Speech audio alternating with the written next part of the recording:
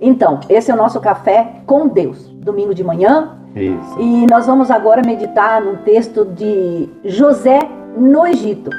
Durante esta semana nós fizemos o nosso devocional e esse texto, nós fizemos uma reflexão em cima desse texto. Mas é um texto muito pequenininho, não é toda a história dele não. Então a gente vai comentar sobre José no Egito. No Egito. Então, encontra-se em Gênesis, capítulo 45. A gente meditou sobre esse texto e nós pensamos o seguinte: muitas vezes na nossa vida cristã, a gente tem muita dificuldade de compreender como cristãos, principalmente nos dias de hoje, que as pessoas acham que o cristão só tem vitórias.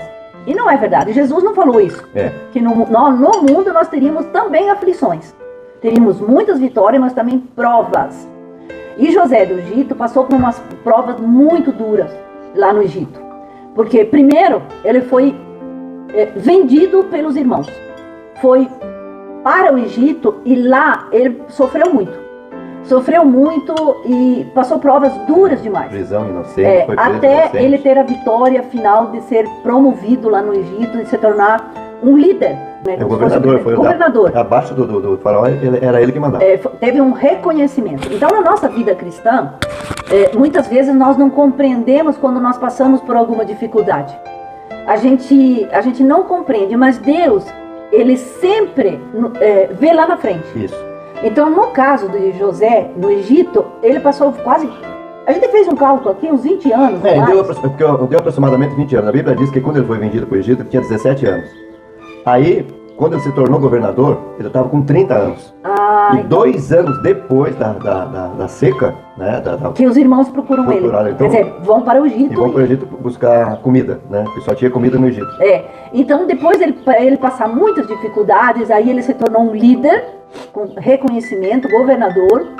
E havia uma seca muito grande e uma fome que viria muito forte. Muita gente morreria, com certeza. 7 anos dele. 10 anos. 7 anos já tinha passado 2 anos já. Então, é muito tempo de fome.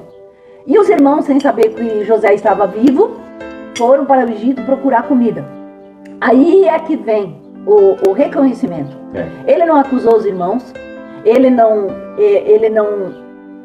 perdoou os irmãos e reconheceu que aquela prova que ele passou, aquela provação que ele passou ali no Egito, foi para poder salvar a família dele.